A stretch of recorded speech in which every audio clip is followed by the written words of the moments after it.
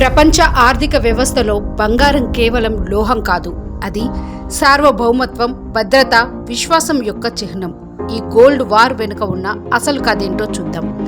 రెండో ప్రపంచ యుద్ధం తర్వాత ప్రపంచ ఆర్థిక వ్యవస్థను స్థిరపరచడానికి 1944లో బ్రెటన్ వుడ్స్ కాన్ఫరెన్స్ జరిగింది.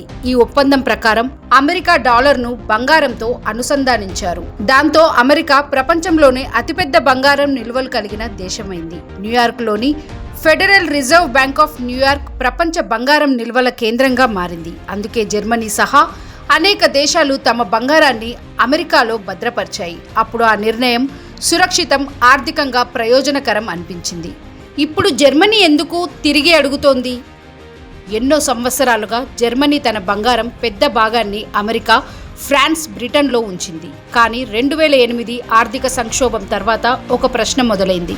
మన బంగారం నిజంగా అక్కడే ఉందా?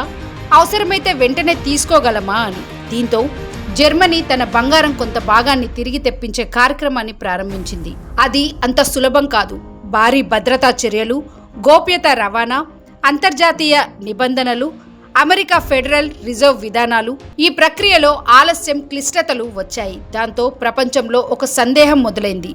బంగారం విదేశాల్లో ఉంచడం సరైనదేనా అని. భారతదేశం కూడా ఎన్నో సంవత్సరాలుగా తన బంగారం కొంత భాగాన్ని విదేశాల్లో ఉంచింది, ముఖ్యంగా లండన్లోని బ్యాంక్ ఆఫ్ ఇంగ్లాండ్ వద్ద.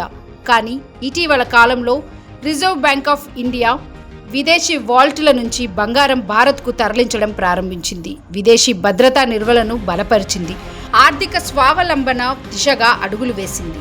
ఇది ఒక్క రోజులో తీసుకున్న నిర్ణయం కాదు. ఇది దీర్ఘకాలిక వ్యూహం. దేశ ఆస్తులు దేశంలోనే ఉండాలి అనే భావన. మరెందుకు దేశాలు బంగారం విదేశాల్లో ఉంచాయి అంటే, యూరప్లో యుద్ధాల భయం ఉండేది. అమెరికా సురక్షితంగా అనిపించింది. అందుకే డాలర్ ప్రపంచ కరెన్సీగా మారడంతో అమెరికాలో బంగారం ఉంచడం వ్యాపారానికి సులభమని భావించారు.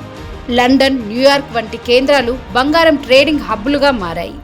ఇది కేవలం బంగారం రవాణా కథ కాదు. ఇది ప్రపంచ శక్తి సమీకరణం మారుతున్న సంకేతం.